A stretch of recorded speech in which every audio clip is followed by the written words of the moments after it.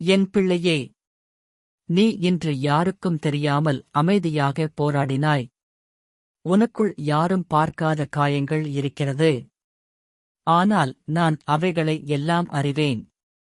நீ எந்த நாள் இது முடியும் என்று உன்னிடம் கேட்கும் ஒவ்வொரு இரவிலும் என் கரம் உன் மீது இருக்கிறது. நீ இப்போது பலவீனமாகத் தெரிந்தாலும், உன் ஆன்மா உடைந்தாலும், நான் உன்னை எழுப்பும் அதே சக்தி இன்னும் செயல்படுகிறது. நீ உன்னை விட்டுவிட்டது போல தோன்றலாம். ஆனால் நான் உன்னை ஒருபோதும் விடவில்லை. உன் வாழ்க்கையில் மறைந்திருந்த கதவை நான் திறப்பேன்.